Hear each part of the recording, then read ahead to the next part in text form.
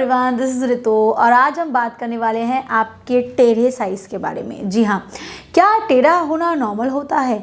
अक्सर जो लोग वेब वीडियोस वगैरह फॉलो अप करते हैं, देखते हैं, या फिर नॉर्मली आइडियली ये ऐसा होता है दिमाग में कि हर चीज़ सीधी होनी ज़रूरी है।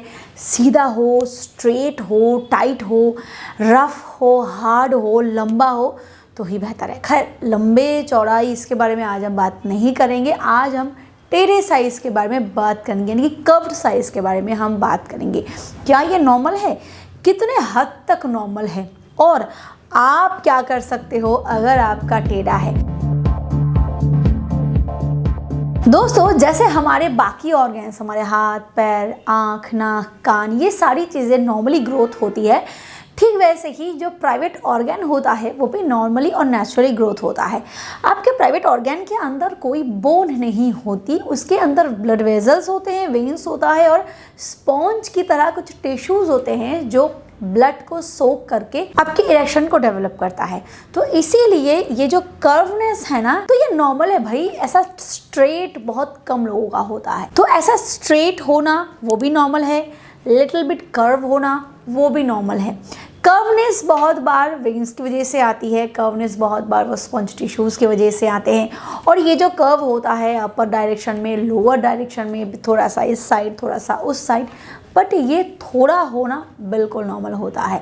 कुछ लोग इससे परेशान हो जाते हैं। उनकी भाई सोच होती है कि मेरा टेढ़ा है तो मैं एम्बैरस फील करने लग जाता हूँ, या फिर मुझे शर्म आ जाता है, या फिर मैं कॉन्फिडेंस फील नहीं करता हूँ, या फिर मेरा परफॉर्मेंस में ये गड़बड़ कर सकता है। ऐसा कुछ नहीं होता। फीमेल जो प्राइवेट ऑर्गन होता है, जो इंटरनल ऑर्गन होता है, वहाँ पे इलास्टिसिटी होती है, वो भी मसल्स ही हैं, वहाँ पे भी हड्डी नहीं है।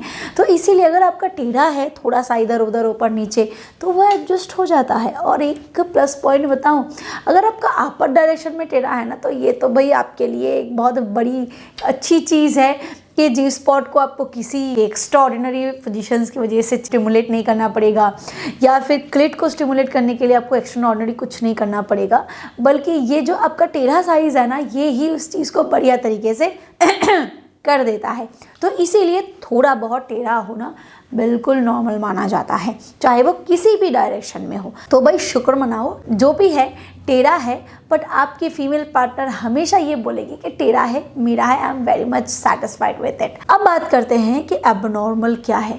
एबनॉर्मल तब है जब ये जो टेढ़ा साइज़ है वो लिटिल बिट ऐसे बनाना शेप में नहीं, बल्कि एंगल शेप में आ जाए। अब तक हम बात कर रहे थे बिल्कुल माइल्ड टेढ़ेपन की, कर्वनेस की, जहाँ पे वो बनाना शेप जैसा दिखता हो, या फिर कुछ और जगह नॉर्मली हम बनाना को ही ले लेते हैं, केले को ही ले लेते हैं, वो हल्का टेढ़ा होता है, तो ऐसा बिल्कुल नॉर्मल होता है। पर अगर वो एंगल शेप में हो ना, तो वो नॉर्मल नहीं है। वीडियो को आगे बढ़ाने से पहले मैं आपको एक प्रोडक्ट के बारे में बताना चाहूंगी।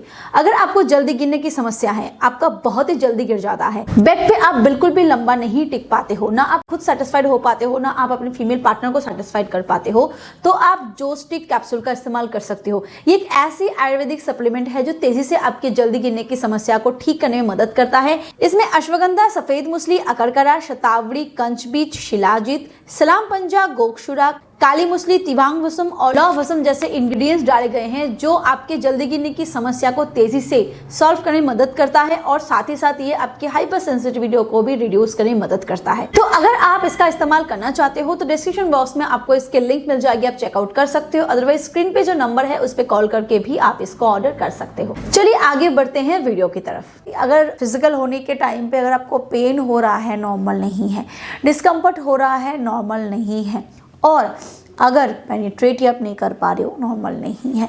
क्योंकि इस केस में क्या होता है, इंटरनल कुछ फाइब्रॉइड्स होते हैं, वो ग्रोथ करने लग जाता है। उसकी वजह से जहाँ पे फाइब्रॉइड ग्रोथ कर रहा है वहाँ से वो पैन हो जाता है, वो थोड़ा सा एंगल ले लेता है, और वो धीरे धीरे धीरे धीरे पेन को जनरेट करता है, डिस्कम्फर्ट को जनरेट करता है। फिजिकल रिलेशन ऑलमोस्ट इम्पॉसिबल हो जाता है, और यहाँ पे मेडिकल अटेंशन की बहुत ज़रूरत होती है। इस केस में टेढ़ापन जो है वो धीरे धीरे ग्रोथ करता है।